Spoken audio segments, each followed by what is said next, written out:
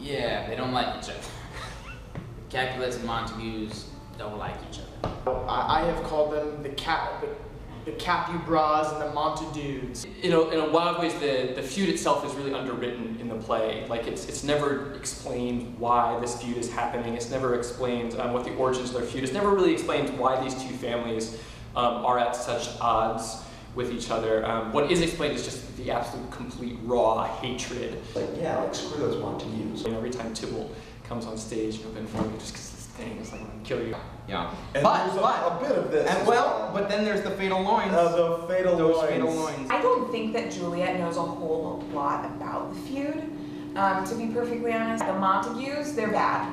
They're bad. I'm not quite sure why, but Montague is a bad word and associated with Pappy. They're terrible people, and we are clearly superior. So when she meets Romeo and finds out that it's Montague, it's like, oh God, why are you a bad person? And then it goes through the whole, you know, well, what's in the name, and you know, that which we call a rose by any other word would smell as sweet.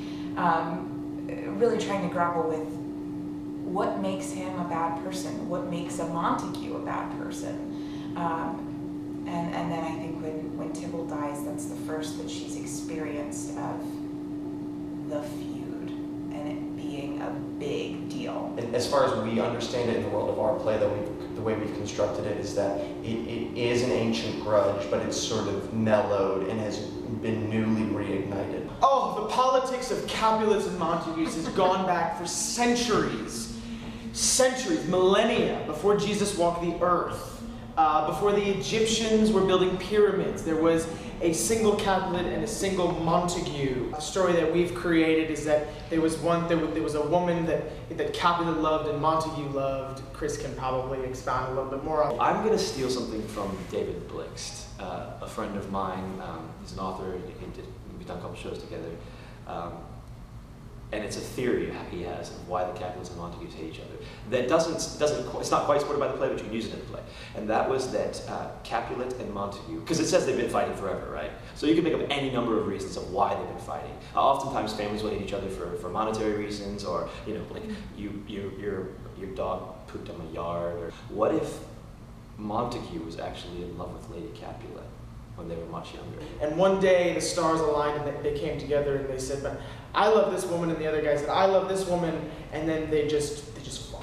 What if he got the girl and it started a huge fight? Her family is just as much a villain to the Montagues as the Montagues are a villain to the Capulets. And about the Capulets and Montagues, I feel like they're two principalities, two families.